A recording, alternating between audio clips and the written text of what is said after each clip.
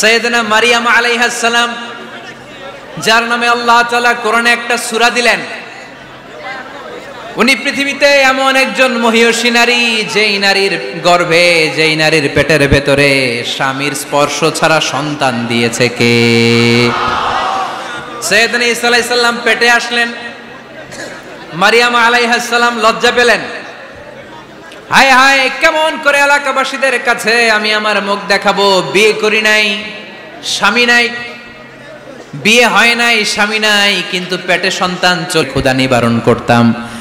রব্বুল আলামিন মারিয়ামকে উদ্দেশ্য করে আয়াত নাজিল করে দিলেন, ওয়া হুজ্জি ইলাইকি বিজিযইন নাখলাতি তুসাকিত আলাইকি রতাবান জানিয়া। কোরআন সাক্ষী, হুজ্জি ইলাইকি বিজিযইন নাখলা, এর মানে হচ্ছে মারিয়াম কেউ পেড়ে দিবে না, একটু কষ্ট করে হাতটা উঁচু করে খেজুরের ডালা ধরে ঝাঁকুনি মারো, টসটসে কাঁচা পাকা খেজুর নিচের দিকে পড়বে, তারপর তুমি তুলে খাবে। সুবহানাল্লাহ পড়েন।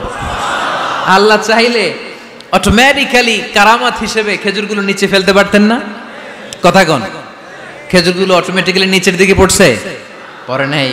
আল্লাহ শিক্ষা দিয়েছে, যেই পরিস্থিতিতে থাকো না কেন, তোমাকে শ্রম ব্যয় করে কষ্ট করে তোমার উপার্জন করতে হবে, রিজিকের বন্দোবস্ত করতে হবে। চিল্লায় বলেন ঠিক কিনা? ইসলাম আমাদেরকে এটাই শিখিয়েছে, কাজে লজ্জা নাই।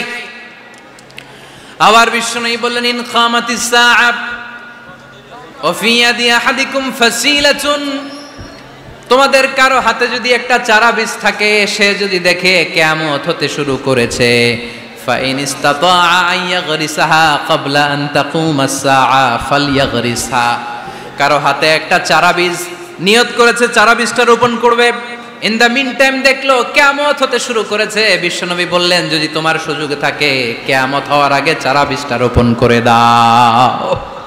কথা বুঝতে পেরেছেন? আপনার হাতে একটা চারা বীজ, আপনি প্ল্যান করেছেন এই চারা বীজটা রোপণ করবেন, ইন দ্য মিন টাইম দেখলেন কি হওয়া শুরু হয়েছে? ইযা জুলজিলাতিল আরদু জিলজালাহা, দ্য বিগেস্ট আর্থকোয়েক, ভূমিকম্প শুরু হয়েছে, কিয়ামত হয়ে যাবে।